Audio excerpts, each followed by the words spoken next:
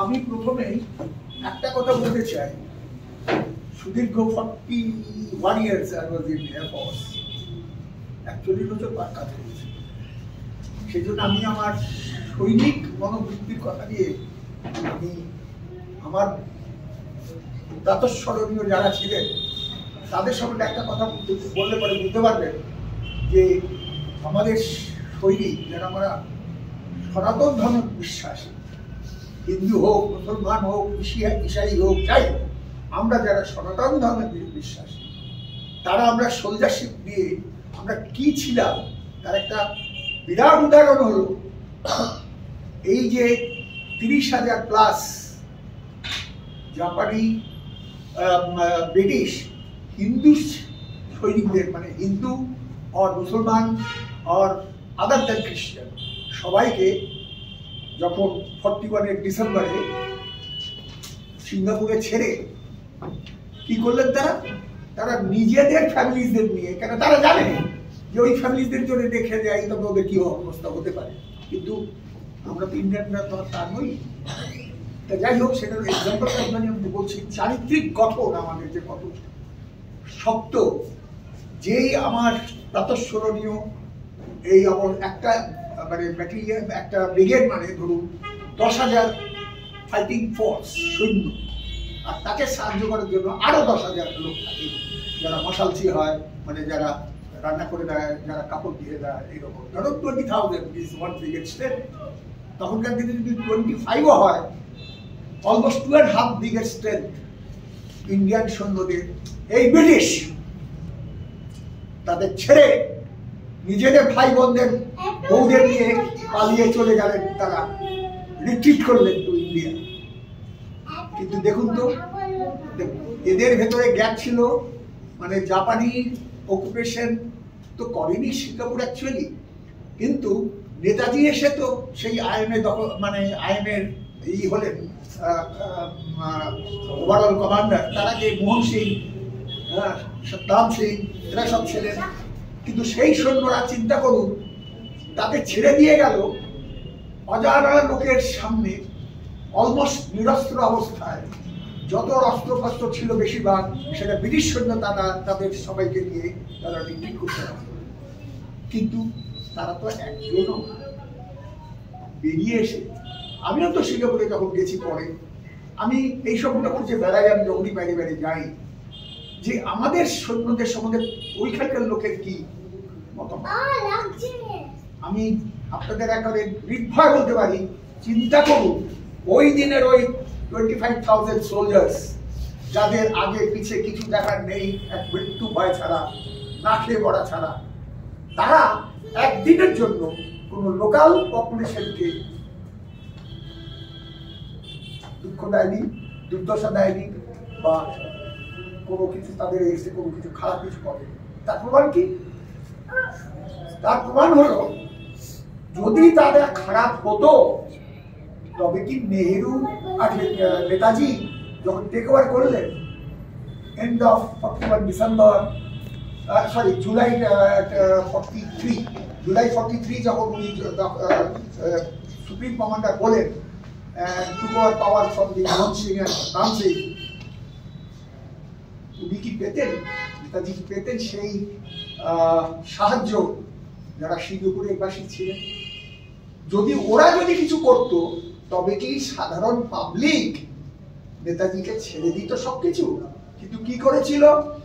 আমরা একটা ছোট বয়সে একটা ফিল্ম দেখেছিলাম, আমাদের ছোট বয়সে মানে আপনার সার্ভিসে জয়েন করে আমি 17 বছর বয়সে সার্ভিসে জয়েন করেছিলাম।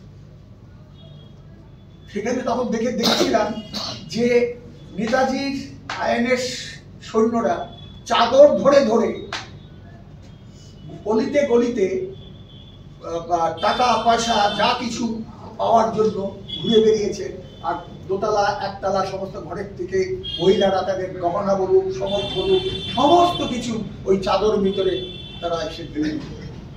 সাধারণ লোকের যদি উপরে সেই আমাদের 25,000 পিপুল, যারা খাদ্য নেই, কিছু আগে নেই পিছু নেই, তারা যদি ওই অত্যাচার করতো তাদের উপরে, তবে কি নেতাজি সেই আইএনএ পেত?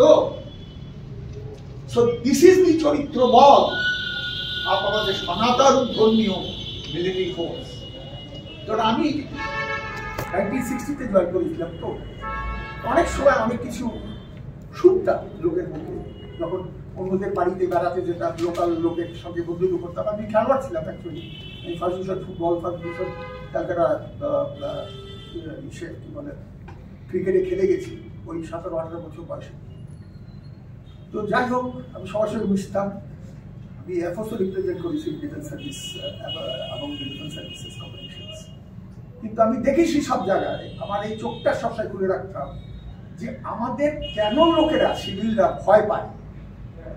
কেননা আমাদের মতো যারা অন্য সোলজার ছিলেন তাদের সমস্ত গল্প শুনে আমাদের দেশের হোক আর অন্য দেশের হোক তারা ভীত ছিল। সেই জন্য একটা ডিফেন্সের লোক যদি কোনো সিভিলিয়ানের বাড়িতে যেত, উইথ লট অফ রেস্ট্রিকশন মানে ফেস করেছে।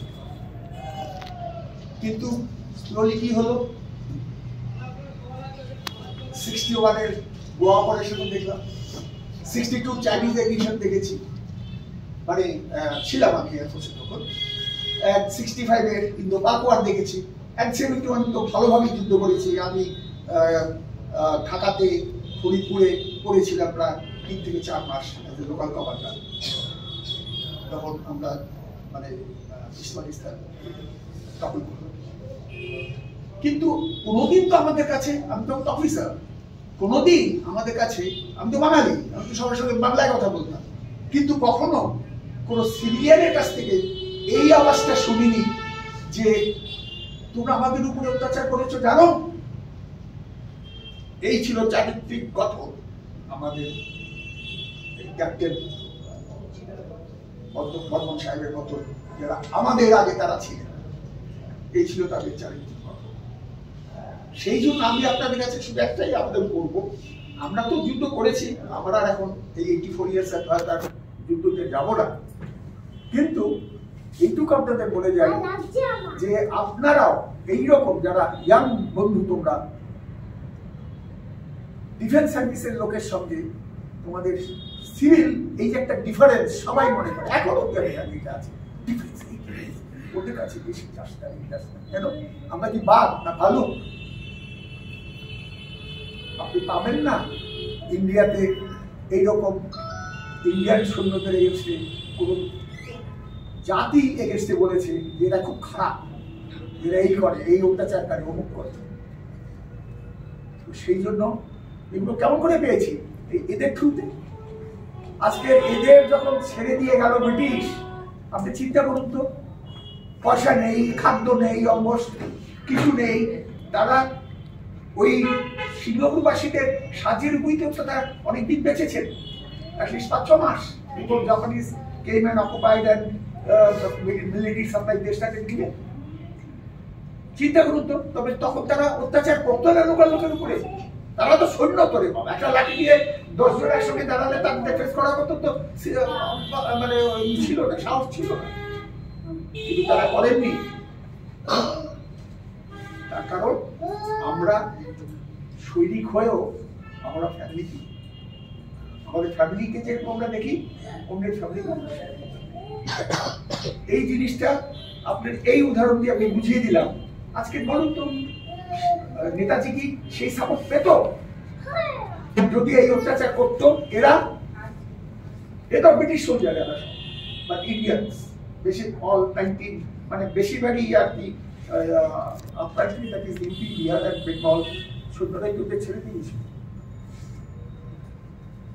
তো এই চারিত্রিক বল আমাদের আছে, আমাদের তো এমনি খারাপ নেই, খারাপ তো সবসময় থাকতে পারে। হাসিন 5টা আঙুল সবার না বাবা, কিন্তু 5টা আঙুল যখন এরকম থাকে, এক ঘুষাতে না এখনো যে কোনো একটা ইয়াং ছেলেকে ফেলে দেবো,